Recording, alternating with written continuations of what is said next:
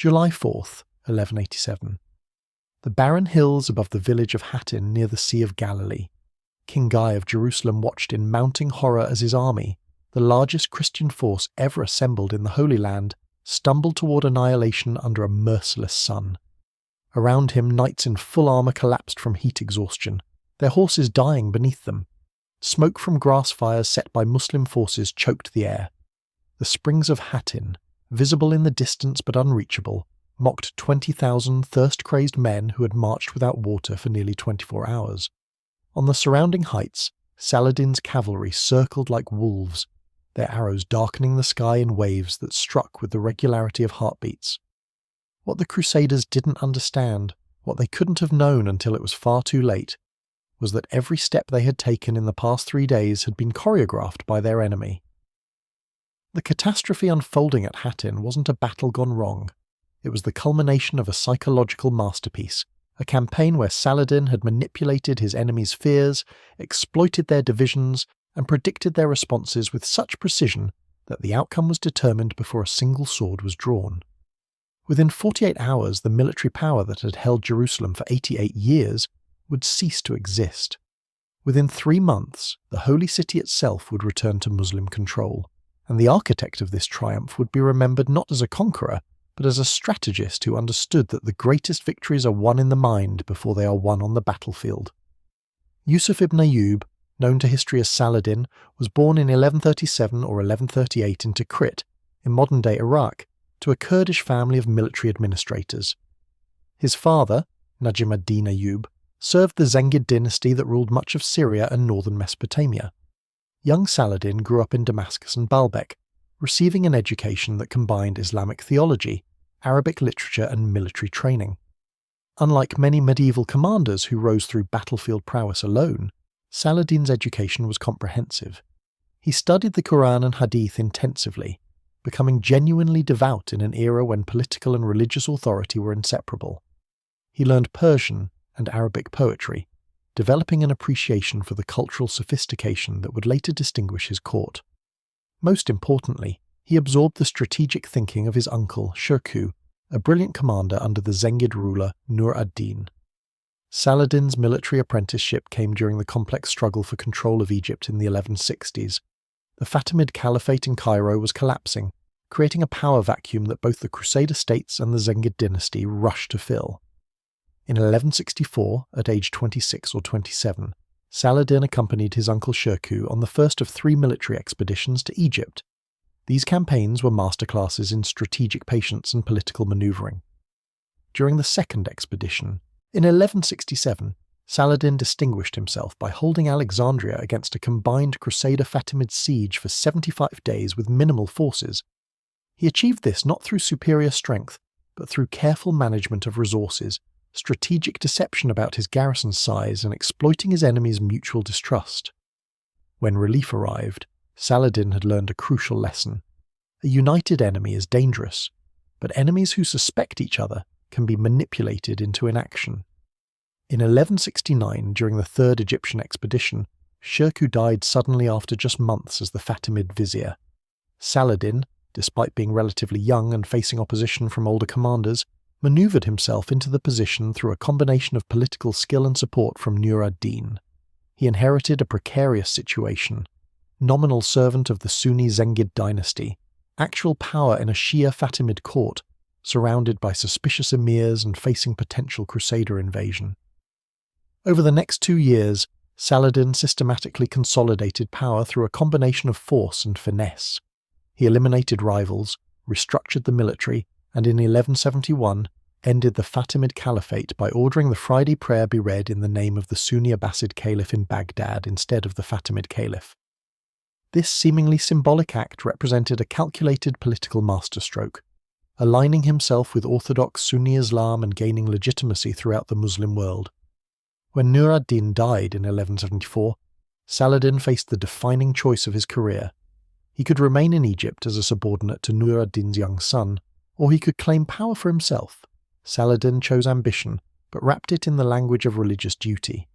He presented his expansion into Syria not as personal aggrandizement, but as necessary to unite Muslim forces against the Crusaders.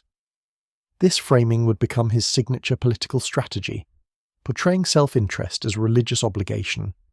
Between 1174 and 1186, Saladin spent more time fighting fellow Muslims than Crusaders, conquering Damascus, Aleppo and Mosul to create a unified sultanate surrounding the Crusader states on three sides. His propaganda consistently emphasized that this unification was necessary for jihad, holy war against the Christian invaders. Many Muslims, including religious scholars, questioned whether Saladin's wars against fellow Muslims could be justified. His response was to cultivate relationships with the religious establishment, funding scholars, building madrasas and mosques, and presenting himself as the defender of Orthodox Islam. By 1186, Saladin controlled Egypt, Syria, northern Mesopotamia and parts of Arabia, commanding resources that dwarfed those of the Crusader states. But he faced a problem. His diverse empire, assembled through conquest, remained fragile. Egyptian emirs resented Syrian dominance. Syrian nobles remembered their independence. Mesopotamian lords gave only grudging allegiance. Saladin needed a unifying cause, a campaign that would bind his fractious coalition together through shared purpose and the promise of plunder. The Crusader kingdom of Jerusalem, wealthy and vulnerable, presented the perfect target. The Crusader states in the 1180s represented one of history's more improbable political achievements, a chain of European colonies clinging to the eastern Mediterranean coast, surviving through a combination of military skill, political acumen, and their enemies' disunity. The Kingdom of Jerusalem, established in 1099 after the First Crusade, had evolved from a conquest state into something more complex, a hybrid society where Latin Christians ruled over Muslim and Eastern Christian majorities, where European feudalism mixed with Middle Eastern administrative practices, where survival required constantly negotiating between warfare and diplomacy. By 1186, the kingdom faced multiple crises simultaneously. King Baldwin IV, the leper king whose courage and intelligence had held the realm together for over a decade, had died in 1185, followed quickly by his nephew and successor, the child king Baldwin V. This left the crown to Guy of Lusignan, who had married Baldwin IV's sister Sibylla. Guy's claim was disputed by a powerful faction supporting Raymond III of Tripoli, creating a bitter internal division. Guy of Lusignan was, by most contemporary accounts, a mediocre king thrust into an impossible situation. He lacked military experience, political skill, and the respect of his nobles. His elevation resulted more from his wife's determination and Sibylla's royal blood than his own qualities. The kingdom's magnates split into hostile factions that despised each other almost as much as they feared Saladin. On one side stood Guy and his key supporter, Raynal of Châtillon, the lord of Oultre-Jourdain and Carac. Raynald was exactly the kind of crusader who made coexistence impossible, aggressive, unpredictable and contemptuous of treaties. He had arrived in the Holy Land during the Second Crusade and built a reputation for both courage and cruelty. His lands controlled the vital trade routes between Egypt and Syria, and he used this position to raid Muslim caravans with impunity, viewing treaties as temporary conveniences rather than binding obligations. On the other side stood Raymond III of Tripoli, the most experienced military commander in the kingdom. Raymond had served as regent during Baldwin IV's minority, and again during the brief reign of Baldwin V. He was intelligent, cautious, and deeply aware of the kingdom's military limitations. Raymond understood something that hotheads like Raynald refused to accept. The Crusader states survived by avoiding the kind of decisive battle that their enemies' superior numbers would inevitably turn into disaster. Raymond advocated defense, patience, and diplomatic maneuvering. He had negotiated a 4-year truce with Saladin in 1185, buying time for the kingdom to resolve its succession crisis and rebuild its strength. This truce, which both sides had generally honoured, represented the kingdom's best hope for survival. But Raynald of Châtillon viewed the truce as a humiliating constraint on his freedom of action. In late 1186 or early 1187, Raynald attacked a large Muslim caravan travelling from Damascus to Egypt, seizing the goods and taking prisoners. When Saladin demanded the caravan's return and compensation, citing the truce, Raynald refused. Some sources claim Saladin's sister was in the caravan, though this detail may be apocryphal. Whether true or not, Saladin had the provocation he needed. Raynald's raid violated not just the specific truce with Jerusalem, but the broader tradition of safe conduct for caravans that made Mediterranean trade possible. Saladin could now frame his campaign as defensive, a justified response to Crusader aggression. More importantly, Rainald's action exposed the divisions within the Crusader leadership. Raymond of Tripoli, furious at Rainald's provocation and Guy's failure to control him, retreated to his fortress at Tiberias near the Sea of Galilee and entered into a separate agreement with Saladin, allowing Muslim forces to pass through his territory in exchange for a promise not to attack his lands. This unprecedented arrangement, a Crusader lord cooperating with Saladin against his own king, revealed just how broken the kingdom's unity had become.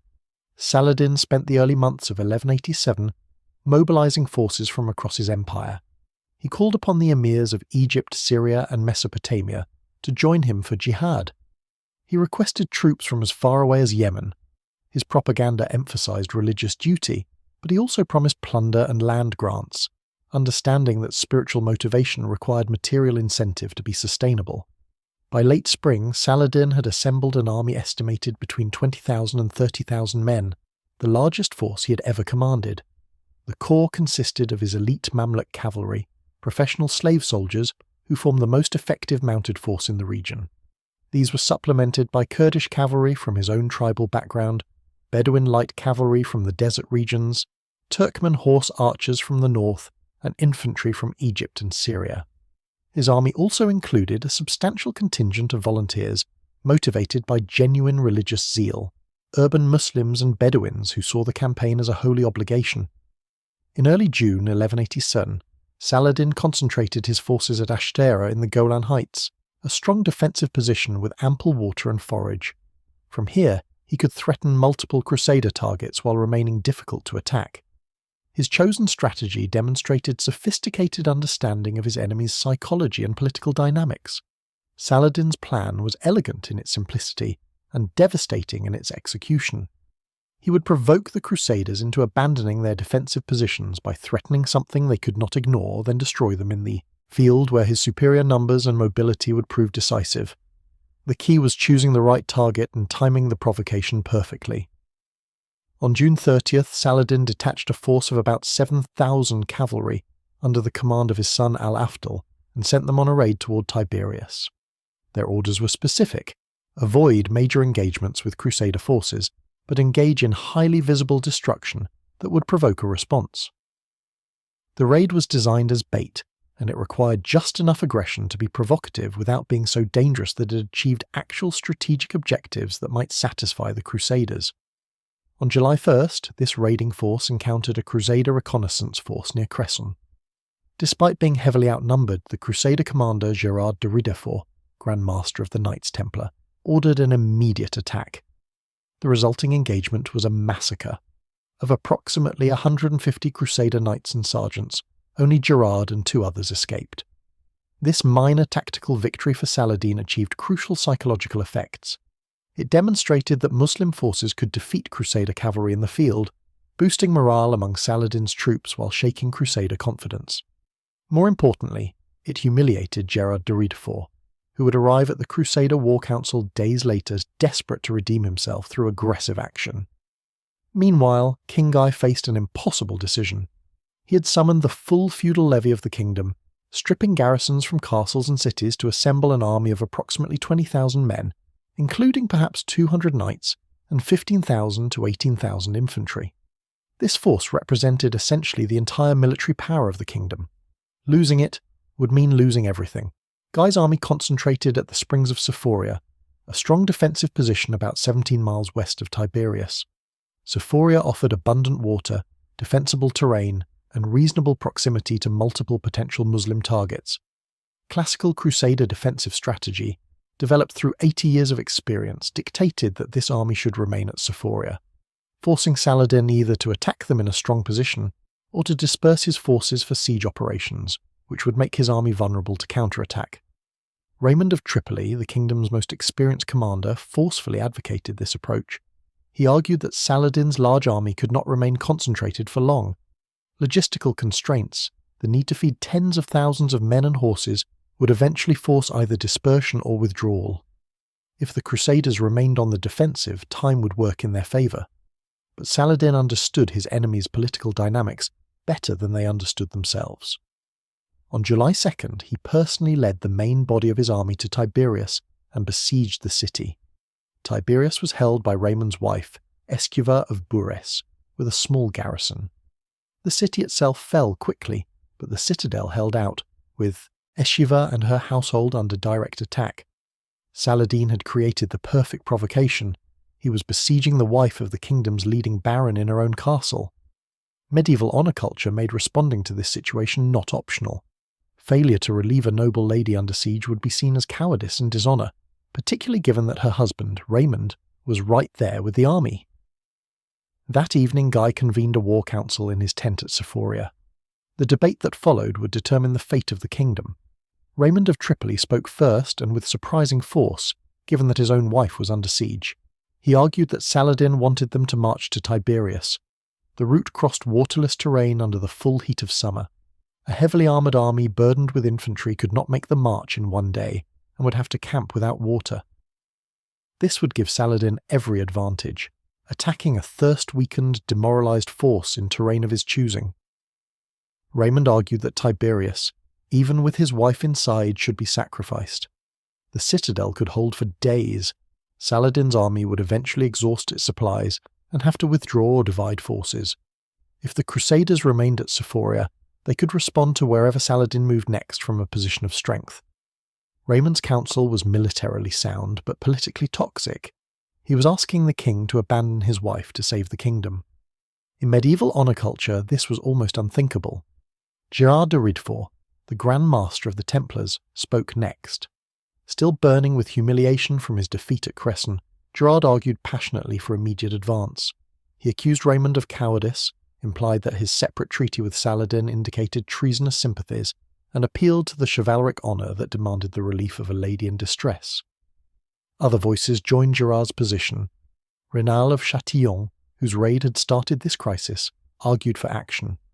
Many younger knights, eager for glory and contemptuous of Raymond's caution, supported advancing. The argument that clinched the decision was political, not military. Guy of Lusignan was an insecure king leading a fractious nobility. If he refused to march, his enemies would accuse him of cowardice. Raymond, despite arguing for caution, would be honour-bound to denounce any king who abandoned his wife. Guy's political survival as king required him to act, even if action meant potential military disaster. After hours of debate, Guy made his decision. The army would march to Tiberias at dawn. Raymond, seeing the determination in Guy's face, and recognising that his political position made the king's choice inevitable, stopped arguing. According to some sources, he left the tent in silence, knowing he had just witnessed his kingdom commit suicide. But the decision wasn't final yet. That night, Gerard de Ridefort visited Guy's tent privately. What was said is not recorded, but contemporary sources suggest Gerard painted a picture of certain victory if they advanced and certain disgrace if they did not. He may have implied that the military orders, the Templars and Hospitallers, would withdraw support from a king who showed such cowardice. Somehow, Gerard reinforced Guy's decision to march. What none of the Crusader leaders understood was that this debate, these arguments about honour and strategy, had been scripted by Saladin. By attacking Tiberias, by besieging Raymond's wife specifically, Saladin had created a situation where the Crusaders' political divisions and honour culture made marching into a trap the only politically acceptable option. He had turned their own values into weapons against them. On the morning of July 3rd, 1187, the Crusader army left Sephoria and marched east toward Tiberias. The route took them along an ancient Roman road through increasingly barren terrain. The army moved in a massive column stretching for miles, the infantry providing a protective screen for the mounted knights in the centre. The vanguard was led by Raymond of Tripoli, the rearguard by Berlian of Ibelin and Reynaud of Châtillon, with King Guy and the True Cross, the most sacred relic of Christendom carried into battle for spiritual protection, in the centre. From the moment they left Sephoria, Saladin's cavalry shadowed them. Muslim horse archers, the most mobile element of Saladin's force, harassed the column constantly. They would ride close, loose volleys of arrows into the packed ranks, then wheel away before the heavily armoured Crusader knights could close with them. This tactic, refined over centuries of steppe warfare, was devastatingly effective against a slow-moving column. The arrows themselves weren't designed to penetrate the knight's armour, though they sometimes did. Their purpose was to hit horses, wound infantry, and create constant psychological pressure. The sound of thousands of arrows falling like deadly rain, the screams of wounded men and animals, the knowledge that the enemy could strike with impunity while you could not retaliate, this wore down morale faster than any direct assault. The Crusaders had left Syphoria around dawn, but their progress was agonizingly slow. The heat was intense, typical for early July in this region, where temperatures regularly exceeded 100 degrees Fahrenheit. The knights wore full mail armour over padded gambesons, with great helms and surcoats. This equipment, designed for the cooler climate of Europe, became an oven under the Mediterranean sun. The horses, carrying armoured riders and their own armour in some cases, suffered even more acutely. The infantry, burdened with weapons and armour, struggled to maintain formation under constant arrow fire. And there was no water. The route from Syphoria to Tiberias passed through a plateau region where springs were rare and seasonal streams had long since dried in the summer heat. Saladin's forces had systematically poisoned or blocked the few water sources along the route. By midday, men were already collapsing from heat exhaustion. The column's pace slowed further as troops stopped to help fallen comrades or simply to rest. This played directly into Saladin's strategy. The slower they moved, the longer they remained exposed to harassment, the more exhausted they became. Around mid-afternoon, the Crusader vanguard under Raymond of Tripoli reached a small spring at Turan, about halfway to Tiberias. The spring was inadequate for an army of 20,000, but it offered some water. Raymond wanted to continue pushing forward to reach Tiberias before nightfall, arguing that stopping would allow Saladin to fully concentrate his forces. But the rearguard, miles behind, was under increasingly heavy attack. Infantry units were breaking formation. Knights were dismounting to help their exhausted horses. The column was disintegrating into a fragmented mob. Guy was faced with another impossible choice. Press forward with only part of the army, leaving the rearguard to be destroyed, or halt and camp without adequate water. Around 3 p.m, he made the decision to halt and camp near the village of Hattin, intending to resume the march at dawn when it would be cooler. This decision sealed the army's fate. The camping position near Hattin was tactically disastrous. It occupied a plateau between two rocky hills known as the Horns of Hattin. The position had minimal water, no good defensive features, and was completely exposed to attack from all sides. Worse, it was visible to Saladin's scouts, who immediately reported the Crusaders' location and condition. As the Crusader army struggled to establish camp, Saladin moved his forces into position around them. He deployed his army in a loose encirclement, close enough to prevent any escape but far enough to avoid a desperate Crusader charge. Then he ordered his men to gather brush and dry grass and, when wind conditions were favourable, to set fires upwind of the Crusader position. The night of July 3rd was hellish for the Crusaders. Smoke from the grass fires driven by the wind choked the camp. The fires themselves prevented any attempt to break out. Most importantly, the men had no water. Soldiers who had been marching and fighting in armour under the summer sun for over 12 hours now spent the night with parched throats and growing dehydration. Contemporary accounts describe men drinking horseblood and urine in desperation. Others tried to sneak down to the springs of Hattin visible in the valley below, but Muslim sentries cut them down. Morale collapsed during that night. The infantry, who had borne the brunt of the arrow harassment all day and suffered the worst casualties, began deserting their positions. Some tried to surrender to Muslim forces, others simply sat down and refused to continue. The knights, protected by better armour but equally desperate for water, could do nothing but wait for dawn and hope for a miracle. Saladin spent that night touring his lines, encouraging his men and preparing for the final assault. He understood that the battle was already won. The Crusaders were exhausted, dehydrated, demoralised and trapped. The fighting next morning would be slaughter, not battle. July 4th, 1187 dawned hot and cloudless. At first light, Saladin ordered a general assault. His strategy was to pin the Crusader army in place while systematically destroying it with missile fire and preventing any breakout. The battle began with a massive archery barrage. Thousands of arrows fell on the packed Crusader ranks. With nowhere to retreat and no cover, men fell by the dozens, then hundreds. The infantry, already demoralized by the night's ordeal, broke almost immediately. Thousands of foot soldiers threw down their weapons and tried to surrender or flee. Muslim cavalry cut down those who ran. Those who surrendered were taken prisoner, removed from the battlefield. In minutes, the Crusader army lost its infantry screen. The knights, now exposed and vulnerable, tried to form up for a charge. Raymond of Tripoli, commanding the vanguard, led his cavalry in a desperate attempt to break through Saladin's lines. It was the only tactically sound option remaining. Punch through the encirclement and reach water at Tiberias, or at least escape to fight another day. Raymond's charge was brave but futile. Saladin had anticipated this move and ordered the Muslim forces in Raymond's path to open ranks and let them through. This tactic, common in steppe warfare, allowed the Crusaders to charge into empty space, while Muslim cavalry closed behind them. Raymond and his knights suddenly found themselves outside the encirclement but separated from the main army. They could have ridden to safety, but this would mean abandoning the king and the true cross. Medieval honour culture made such abandonment unthinkable. Raymond tried to turn back and fight through to rejoin the main body, but it was impossible. The Muslim lines had closed, and his exhausted horses couldn't manage another charge. With Raymond's forces effectively neutralised, Saladin turned his full attention to the remaining Crusader knights clustered around King Guy on the horns of Hattin. The knights formed a defensive circle around the true cross, determined to protect the sacred relic even as their situation became hopeless. Saladin ordered repeated cavalry charges and continued arrow fire. The Muslim forces had water, fresh horses, numerical superiority, and an enemy that couldn't effectively fight back. Over the next several hours, the Crusader position was compressed into an ever smaller circle, as men fell to arrows, heat exhaustion, and thirst.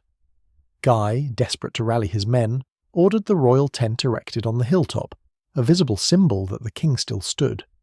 This gesture, meant to inspire courage, simply provided a clear target. Muslim arrows set the tent ablaze within minutes, and the symbolism of the burning royal pavilion completed the army's demoralization. Small groups of knights attempted to break out, charging down the hill toward Muslim lines. These attacks were suicidal. The charging knights, on exhausted horses, were easily avoided or cut down. By midday, organized resistance had collapsed. Knights were dismounting as their horses died beneath them. The circle around the true cross grew smaller as men fell or surrendered. According to Muslim sources, Saladin ordered his men to take prisoners rather than kill unnecessarily, recognizing that noble captives had ransom value, while ordinary soldiers could be enslaved or recruited.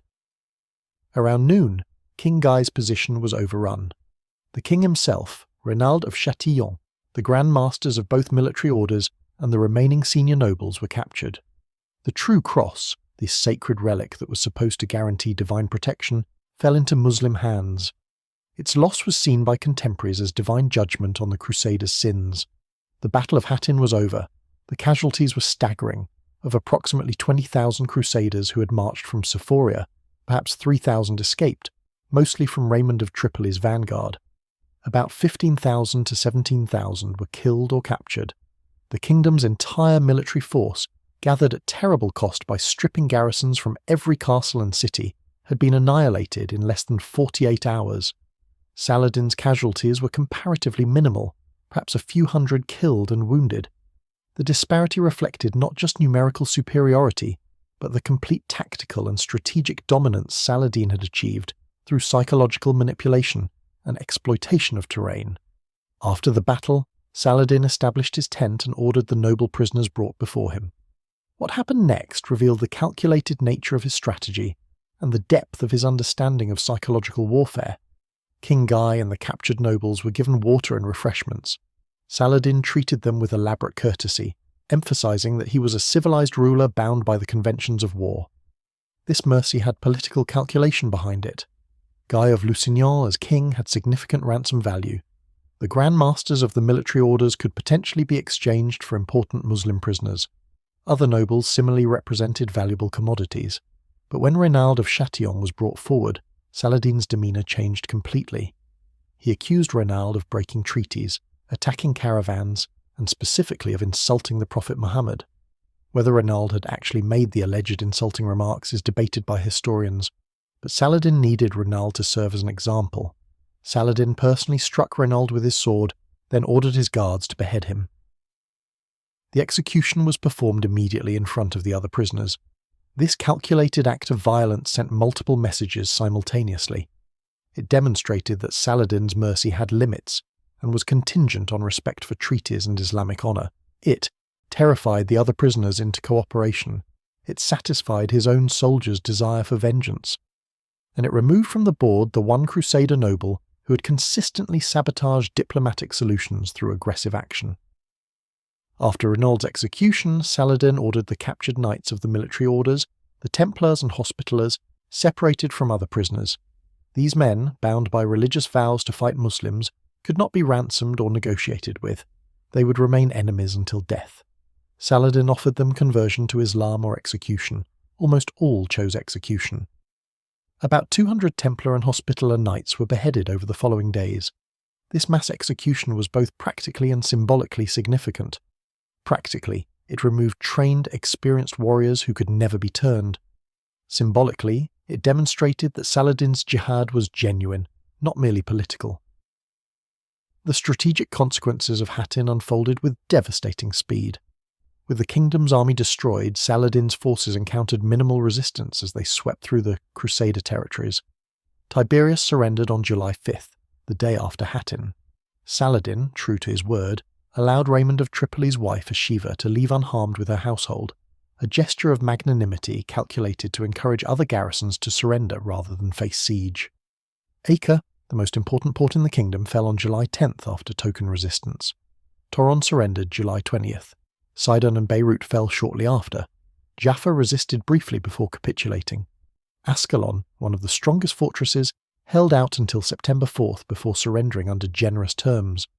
By mid-September 1187, less than 3 months after Hattin, Saladin controlled virtually the entire coast and interior of the former Kingdom of Jerusalem. Only a handful of fortresses remained in Crusader hands. Tyre, held by Conrad of Montferrat, who had arrived by sea just days before and refused all surrender demands, the great castle of Kerak, and Jerusalem itself. Jerusalem's fate was foreordained by Hattin. The city had minimal garrison, its walls were in disrepair, and there was no hope of relief. Queen Sibylla and the Patriarch Heraclius controlled the city with perhaps 60 knights and a few thousand infantry, far too few to defend extensive walls against a determined siege. On September 20th, 1187, Saladin's army appeared before Jerusalem and began siege operations. The defenders, led by Balian of Ibelin, who had escaped from Hattin and made his way to the city, fought with desperate courage. But the outcome was never in doubt. After less than 2 weeks of bombardment and assault, with breaches opened in the walls and Muslim forces preparing for final assault, Balian requested negotiations. The discussions that followed revealed again Saladin's sophisticated understanding of both military and political calculation. He could have taken Jerusalem by storm as the Crusaders had, done in 1099. This would have meant massacre, with his soldiers entitled by the customs of war to kill and plunder. The slaughter of Jerusalem's Muslim and Jewish inhabitants in 1019 remained a burning grievance throughout the Islamic world. Saladin's soldiers expected similar revenge. But Saladin recognized that a massacre would make future Crusader surrenders impossible and would hand his enemies propaganda victory. Instead, he negotiated a ransom, free passage for all Christians who could pay, slavery for those who couldn't. The terms were relatively generous: 10 dinars for a man, 5 for a woman, 1 for a child. Even these terms were flexible. Saladin allowed many to leave who couldn't pay, released elderly and poor people without ransom, and protected the city's Eastern Christians who had not participated in the defence. On October 2nd, 1187, exactly 88 years after the Crusaders had captured it, Jerusalem surrendered to Saladin. The symbolism was not lost on contemporaries. The city that had been taken by sword and blood was returned through negotiation and clemency. Saladin's entry into Jerusalem was carefully staged for maximum propaganda effect. He rode in peacefully, ordered the protection of Christian holy sites, ensured orderly transition of control, and made a public show of his mercy toward prisoners and refugees.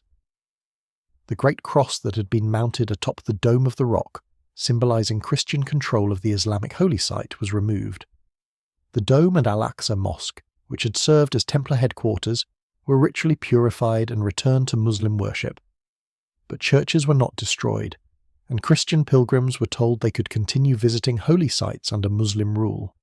This carefully calibrated mixture of firm control and religious tolerance was calculated to appeal to Muslim opinion while denying Crusader propagandists easy martyrdom narratives. The fall of Jerusalem sent shockwaves through Christian Europe, comparable to the original fall of the city to the Crusaders in 1019.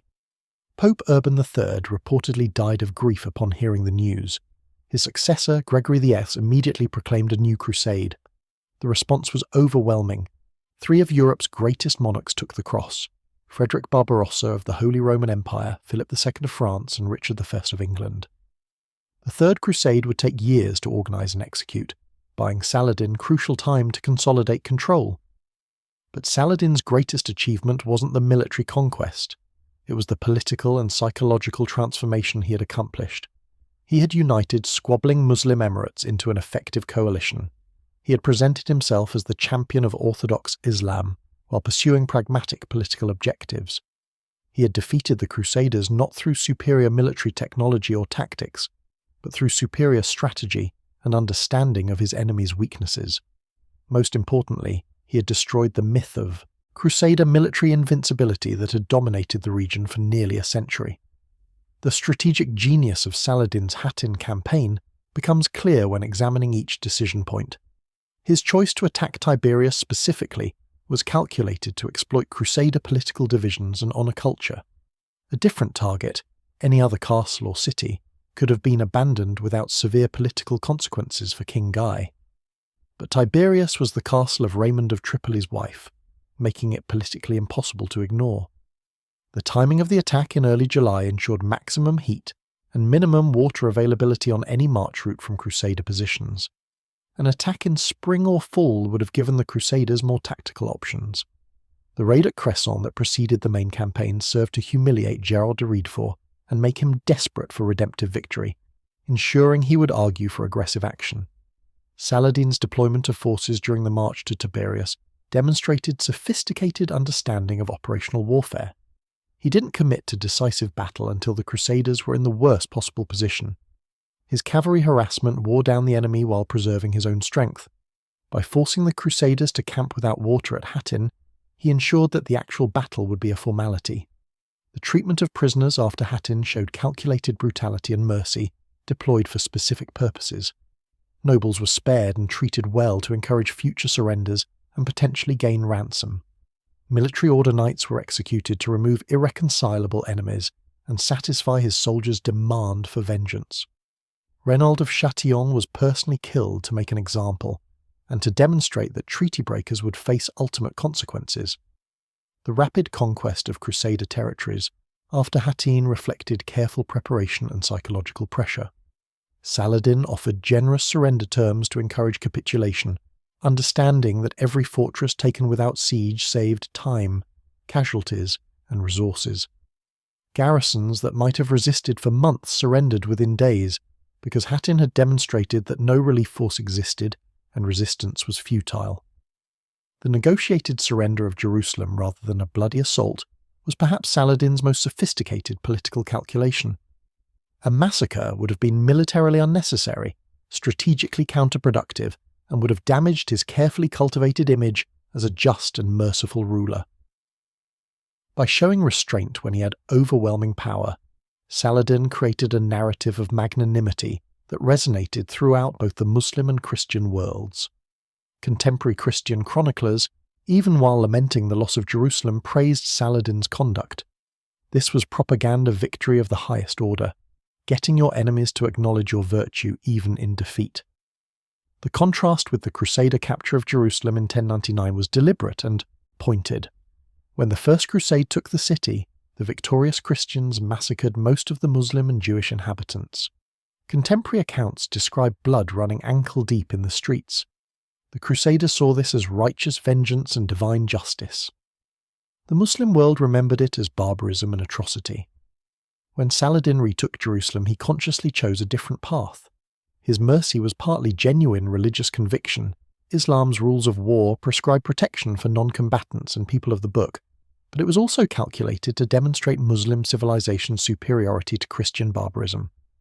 The message was clear: we are better than you, even in victory.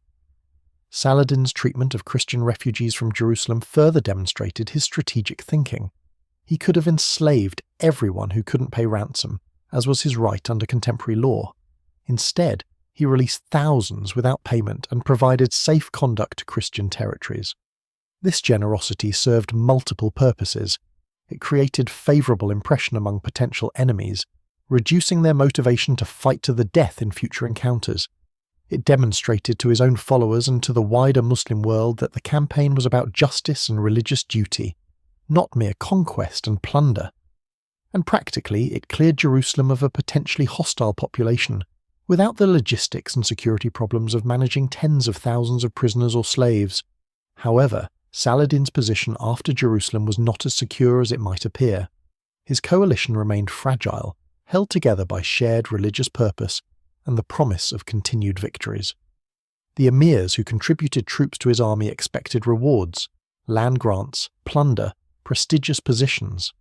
Saladin had to balance these demands against the need to maintain effective governance of conquered territories.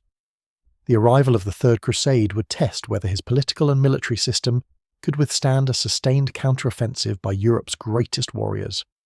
Frederick Barbarossa, the Holy Roman Emperor, led the first contingent east in 1189 with perhaps the largest and best-equipped German army ever assembled for crusade. Barbarossa was in his late 60s but remained energetic and capable. His army travelled overland through the Byzantine Empire and Anatolia, winning several significant battles against Turkish forces. Saladin prepared to face what could have been his most dangerous opponent, but on June 10, 1190, while crossing the Salif River in Anatolia, Barbarossa drowned. The exact circumstances remain unclear. Some sources say he fell from his horse in the river and drowned before he could be rescued, weighed down by his armour. Others suggest he suffered a heart attack brought on by the shock of cold water after riding in heat. Regardless of cause, the loss of their emperor demoralised the German Crusaders. Most of the army dispersed, with contingents returning, home or joining other Crusader forces in small groups. Only a fraction of the German strength reached the Holy Land, and under lesser commanders. Barbarossa's death was an extraordinary stroke of fortune for Saladin, removing the most formidable opponent before battle was ever joined. The remaining crusading forces concentrated on the siege of Acre, which had become the focal point of the Third Crusade. Guy of Lusignan, released by Saladin in 1188 on condition that he leave the Holy Land, had immediately broken his oath and resumed command of Crusader forces. In August 1189, Guy began besieging Acre with whatever forces he could assemble. This created a bizarre military situation.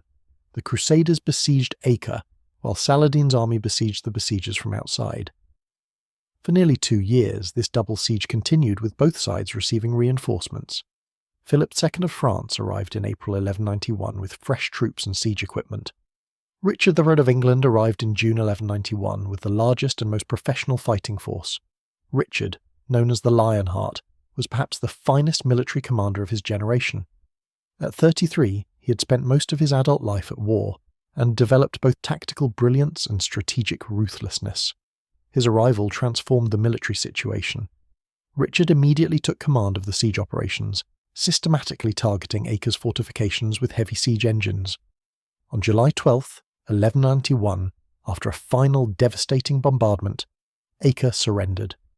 The terms negotiated called for the Muslim garrison to be ransomed, with payment due in instalments and including return of Christian prisoners and the True Cross.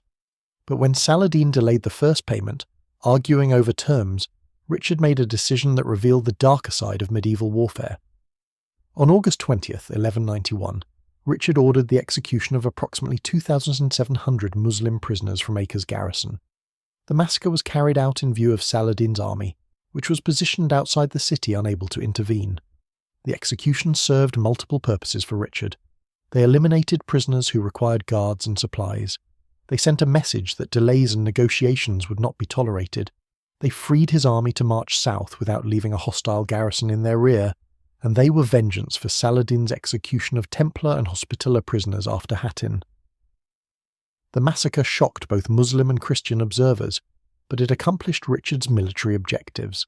The campaign that followed, from August 1191 to September 1192, became a strategic chess match between Richard and Saladin.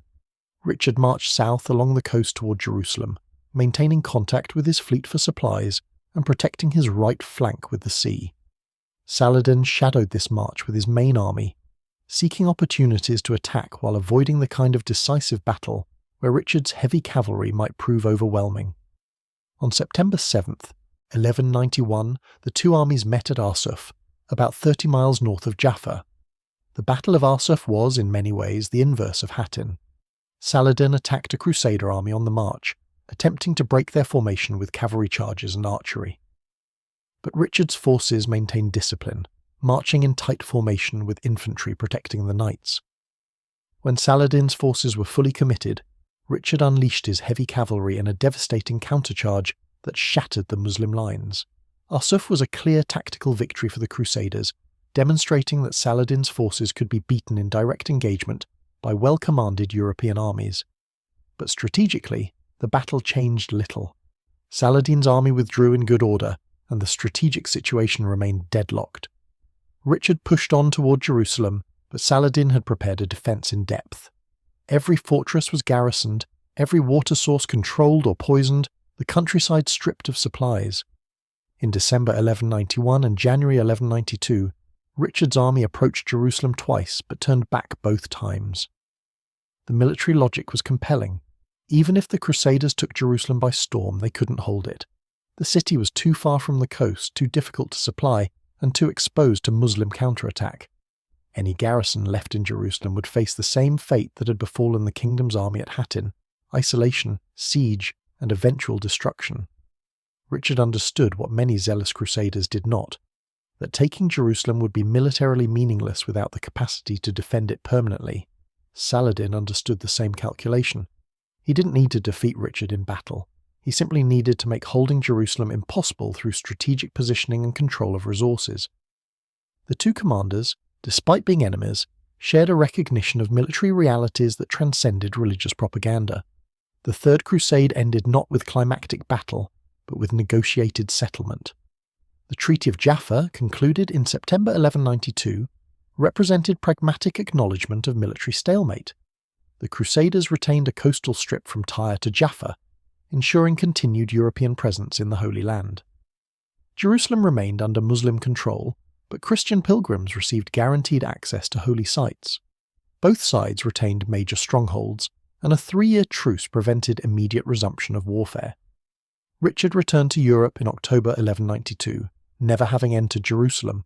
Saladin had successfully defended his conquests against Europe's greatest warriors, but the effort had exhausted him physically and politically. Maintaining his coalition required constant campaigning, continuous distribution of rewards, and the unifying threat of Crusader invasion. With the truce signed and the immediate threat removed, the centrifugal forces within his empire began reasserting themselves. On March 4th, 1193, less than 6 months after the Treaty of Jaffa, Saladin died in Damascus at age 55 or 56. The cause was fever, possibly typhoid or malaria, though the exact diagnosis is uncertain. His death revealed the central weakness of his political achievement. It was held together by his personal authority and charisma. Within years, his empire fragmented as his sons and relatives fought over territory.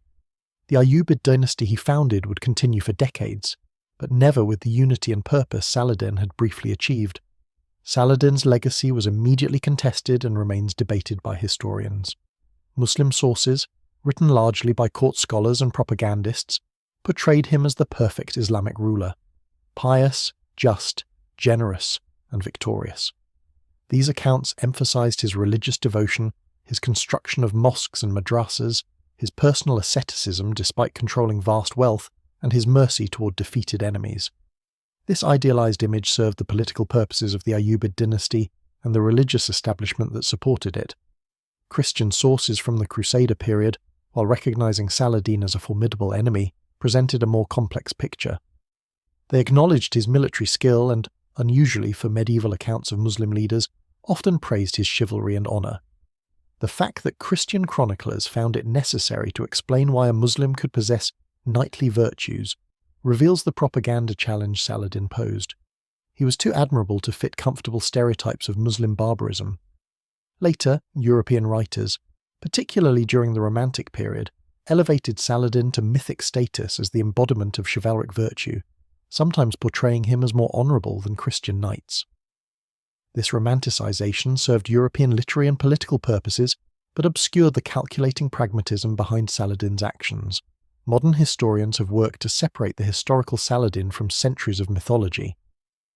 The consensus portrait is of a skilled military commander and brilliant political operator who successfully unified disparate Muslim territories through a combination of force, diplomacy, and religious appeal.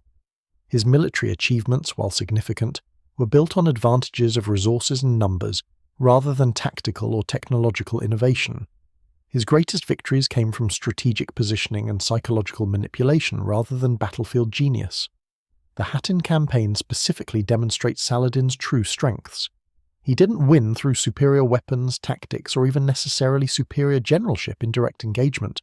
He won by creating a situation where his enemy's political divisions, honour culture, and tactical doctrine became liabilities. By attacking Tiberias, he forced the Crusaders to choose between military prudence and political necessity, knowing that their political situation would drive them toward the militarily disastrous choice. By selecting the timing and terrain carefully, he ensured that even if his enemies recognized the trap, they couldn't avoid it. The march from Syria to Hattin was a masterpiece of operational warfare, not because of complex maneuvers or brilliant tactical surprises, but because Saladin understood that in the specific conditions of summer heat, waterless terrain, and his own mobility advantage, he didn't need to fight a conventional battle. He could destroy the enemy through exhaustion, dehydration, and psychological pressure before the final attack became a formality. The treatment of prisoners and the subsequent conquest of Crusader territories showed similar sophisticated understanding of how violence, mercy, and propaganda interact. Saladin used both brutality and clemency as calculated tools to achieve specific objectives. The execution of Reynold of Chatillon and the military order knights demonstrated that defiance carried ultimate consequences. The mercy shown to King Guy and other nobles encouraged future surrenders by demonstrating that cooperation would be rewarded. The negotiated surrender of Jerusalem created a narrative of Muslim civilization and justice that undercut Crusader propaganda and made Saladin's reputation throughout both the Islamic and Christian worlds. But it's crucial to recognize that Saladin's achievements were built on foundations he didn't create. The military resources came from territories conquered over years of warfare against fellow Muslims. The ideological framework of jihad had been developed by predecessors like Nur ad-Din. The specific military units, the Mamluk cavalry, Kurdish horsemen, and Turkmen archers, were inherited military systems rather than Saladin's innovations. Even the strategic situation that made Hattin possible, the internal divisions of the Crusader kingdom, resulted from succession disputes and personality conflicts that Saladin exploited but didn't create. What Saladin contributed was the ability to synthesize these elements into effective strategy and to present military and political objectives in religious and moral terms that resonated with multiple audiences simultaneously.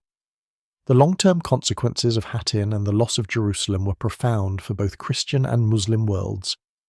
For the Crusader states, the disaster destroyed the Kingdom of Jerusalem as a major power. The kingdom was eventually re-established in a reduced form, controlling only a coastal strip, but it never regained the territorial extent or military strength it had possessed before 1187.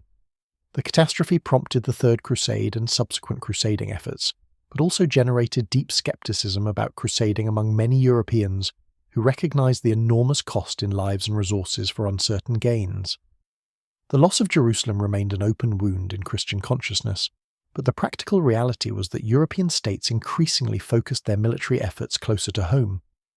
For the Muslim world, Saladin's victory at Hattin and recapture of Jerusalem became a defining moment in historical memory. It demonstrated that the Crusader presence, which had seemed permanent after 88 years, could be reversed through unified Muslim effort under proper leadership. The narrative of Saladin as the ideal Muslim ruler, combining piety, justice, and military success, provided a template for later leaders to emulate, or at least to claim they were emulating. The fact that this narrative often diverged from historical reality mattered less than its power as myth and inspiration. Modern Arab nationalism in the 20th century repeatedly invoked Saladin as a symbol of Arab unity against Western imperialism, a use of his legacy that would have puzzled Saladin himself, who was Kurdish not Arab and who thought in terms of Islamic unity rather than ethnic nationalism. The military lessons of Hattin were learned and forgotten repeatedly over subsequent centuries. Saladin demonstrated that understanding enemy psychology and exploiting internal divisions could be more valuable than tactical brilliance or technological superiority. He showed that in wars of attrition, controlling resources and logistics matters more than winning individual battles. He proved that political legitimacy, carefully constructed and maintained through propaganda and symbolic actions, could provide decisive advantages in recruiting allies and demoralizing enemies. Yet despite these lessons being apparently clear, military commanders throughout history have repeatedly allowed political considerations to override military prudence, marched armies into logistical traps out of concerns about honour and morale, and underestimated enemies based on cultural prejudice or past performance.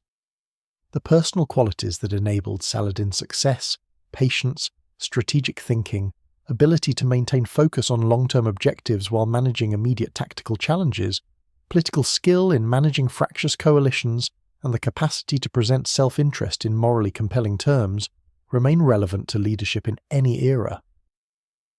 But these qualities were combined in Saladin with ruthlessness when necessary, willingness to sacrifice allies when politically expedient, and capacity for calculated violence when it served strategic purposes. The romanticized image of Saladin as the chivalrous knight often obscures this harder reality. He was an effective leader precisely because he understood when to be merciful and when to be brutal, and he made those decisions based on strategic calculation rather than sentiment. The relationship between Saladin and Richard the Lionheart during the Third Crusade has generated its own mythology of mutual respect between noble enemies. Contemporary accounts do suggest genuine recognition of each other's abilities, and later legends elaborated this into friendship and chivalric honour. The reality was more complex. Both men were pragmatic military commanders who recognised that neither could achieve complete victory. Their negotiations and the eventual treaty reflected acknowledgement of military realities rather than personal friendship. Each respected the other's capabilities, but this respect was grounded in the understanding that the opponent was dangerous and had to be taken seriously, not in shared values or mutual admiration. The question of whether Saladin was a military genius or merely a competent commander who benefited from favourable circumstances and enemy mistakes remains debated. The evidence suggests something in between. Saladin was not a tactical innovator.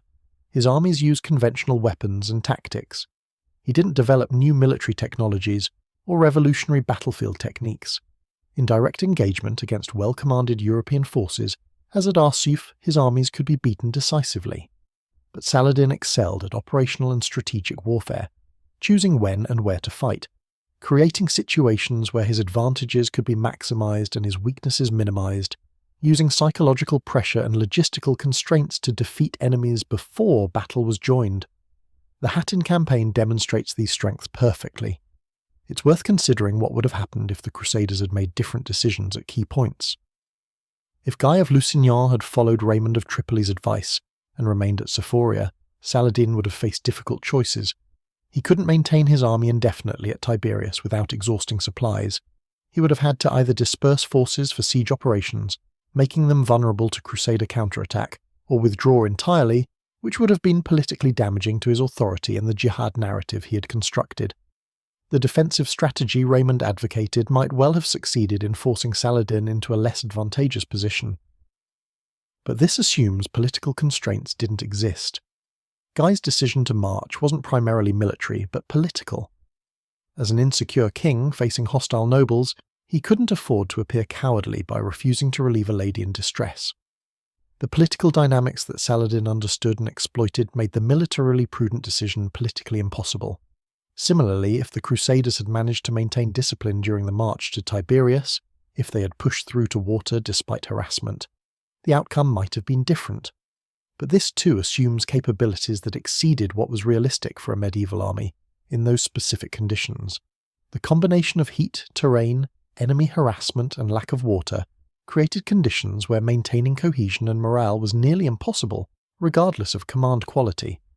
Saladin's genius was recognizing these constraints and creating a situation where they would inevitably lead to his enemy's destruction. The fate of the true cross after Hattin remains one of history's mysteries. Contemporary sources agree it was captured during the battle, and its loss was seen by Christians as catastrophic both militarily and spiritually. Some accounts claim Saladin ordered it destroyed or desecrated. Others suggest it was held for ransom but never recovered. Still others propose it was lost or hidden at some point after capture.